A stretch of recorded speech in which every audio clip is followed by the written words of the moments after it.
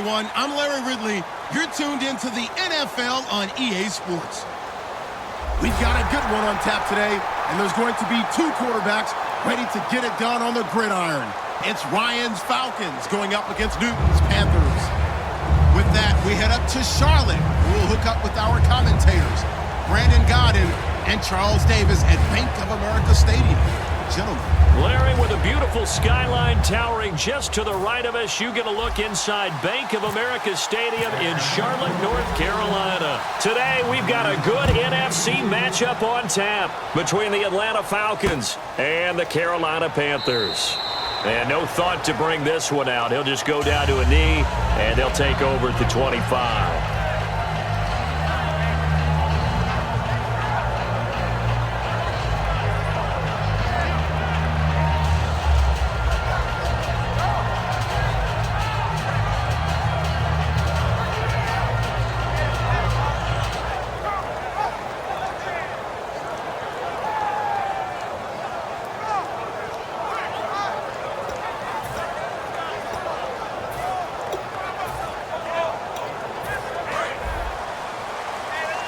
And now a timeout defensively by the Falcons. They'll have 2 remaining as we step aside here in this first quarter.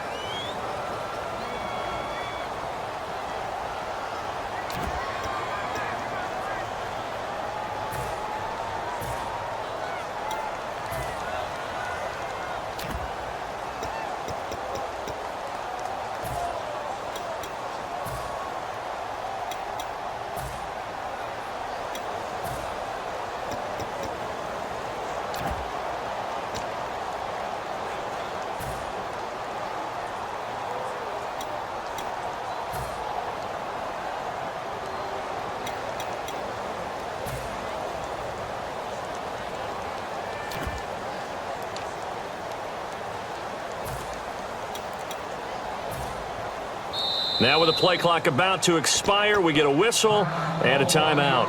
They'll have 2 remaining as we step aside here in this first quarter.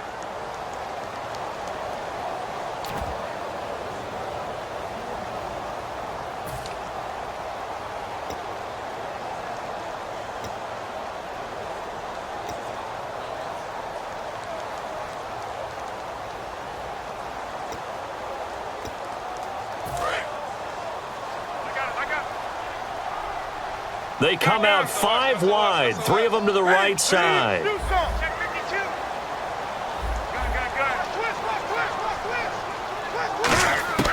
Now a first down throw for Newton. And the tight end Olsen, right side. And able to break one tackle, but then quickly brought down.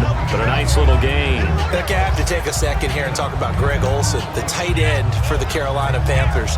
3rd straight year over 1,000 yards in receptions. And guess what? That's the first time that's ever happened in NFL history. 3 straight years by a tight end. That's really something. Now 31 years of age. They're going to need him next year to turn it around because a very disappointing season. Not the season anyone expected, least of all the Carolina Panthers, but he's a building block that they can go ahead and get back to form starting in 2017. 8 yards on the pickup there, and it moves the sticks. And that's one of his advantages of a passer, is it not? With his height, setting back there in the pocket, firing it over the middle, he can really see everything clearly. It is, and I know that other quarterbacks get it done different ways, all right? You don't have to be his height to make a great play, but what he does is he takes away having to make those slide steps in the pocket to find angles to throw the ball through. He just throws right over the top of it because he can see everything, and sometimes that saves time and gets the ball to a receiver quicker. Now the offense lining up 1st and 10.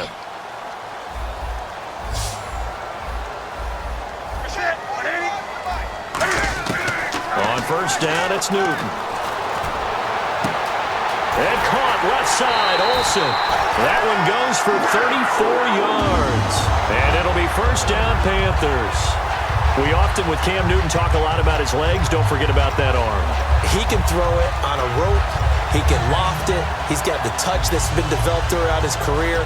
But the big part about just watching him throw it, it seems almost effortless. And now a 1st down following that long gain.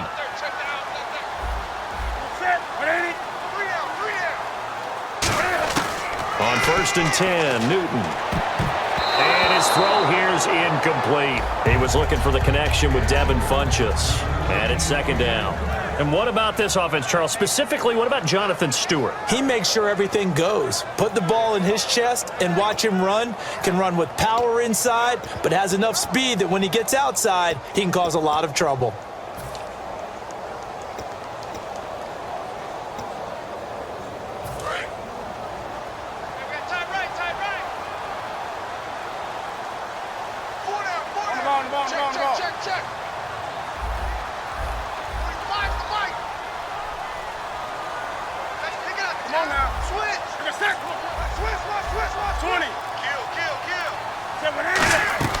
Second and 10, Newton again. It's complete right side to Benjamin.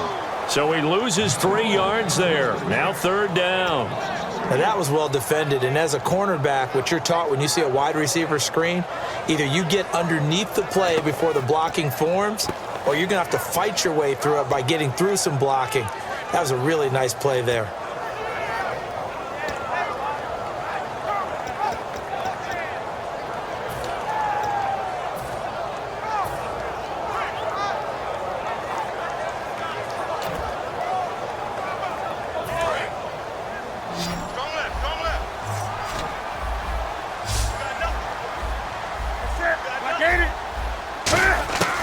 Third and long, it's Newton. His throw caught right around the 6. A really nice gain of 25 yards. He went full scale, loose, flexible, finding a way to catch the ball in some traffic for a key first down. A really nice job of adjusting to the ball in the air. Not the most accurate of throws, but able to adjust and make the grab. So after that big play, let's see if they can catch their defense maybe on their heels. Trying to punch it in, Stewart. And this is not going to do it as he stopped at the 2-yard line. No gain there, and it's going to set up second and goal. Well, it's been the air game that's taken them down on this drive before they finally turned around and handed it off on the last play. And now they're looking for the big boys to get him in the end zone. Couldn't do it there. It'll be interesting to see. Offensive lines had to pass block a lot on this drive. Will they be able to revert and fire out and create some space in the run game? And he takes it into the end zone for a Panthers touchdown. Mike Tolbert taking it in from 2 yards out. And the Panthers take it right down and score on the opening drive. And this will be good to give the Panthers a 7-0 lead.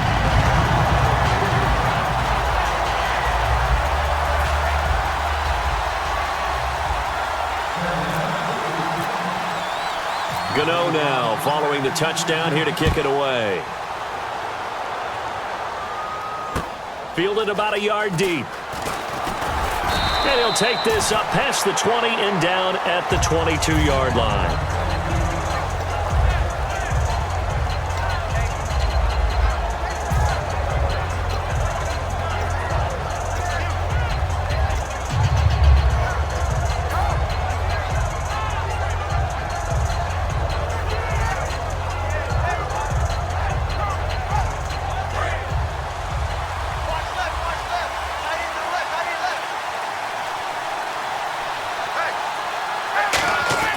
They'll throw on first down with Ryan. Oh, he's going to take a shot right away. And it drops down incomplete. Thought he might have had it. Instead, second down. A glance at the starting unit. Julio Jones, a threat on the outside, of course. Combines great athleticism, incredible speed, and a whole lot of toughness to be one of the better receivers in the NFL.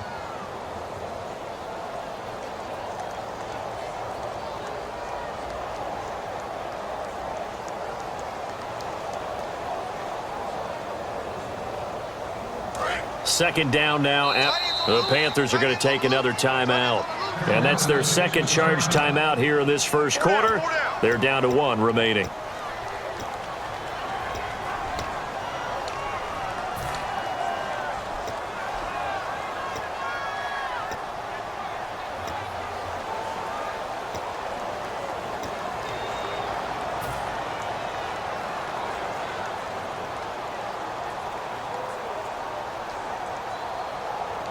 So second and 10 here.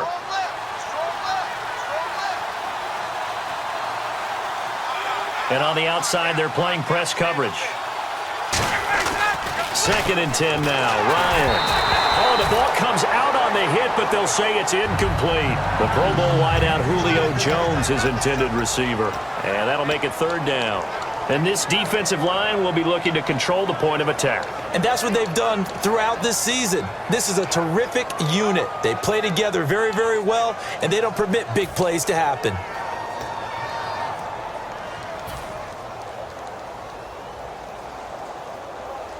And the offense looks to pick up the first here on 3rd after that incompletion.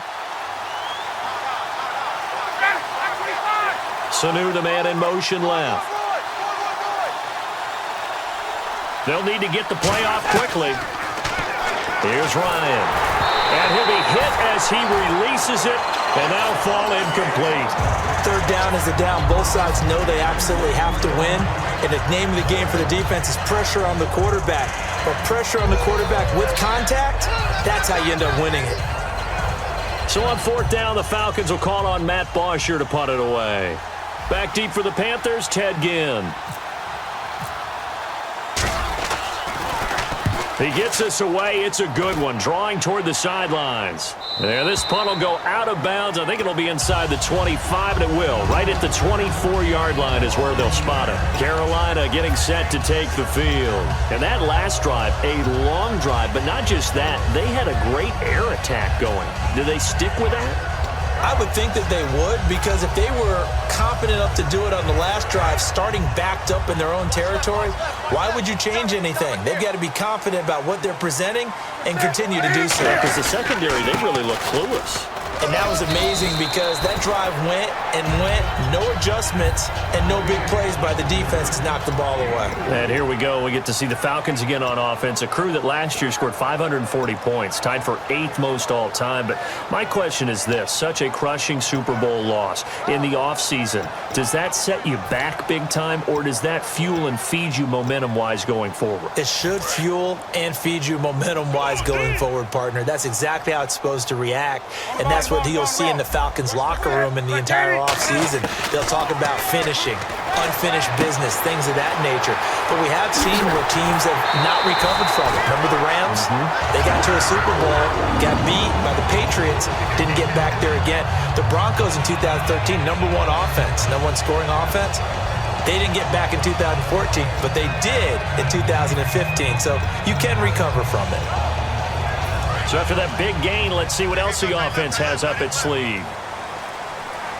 They come out here in the eye. Now Stewart on 1st down. And he's going to be hemmed in and brought down right at the line of scrimmage. And the numbers down a bit from their Super Bowl year this season for Jonathan Stewart. Did have some injuries. He finished with 824 yards. 9 touchdowns, though. Good in that department. When it's around the goal line, he's a terrific runner because he's not a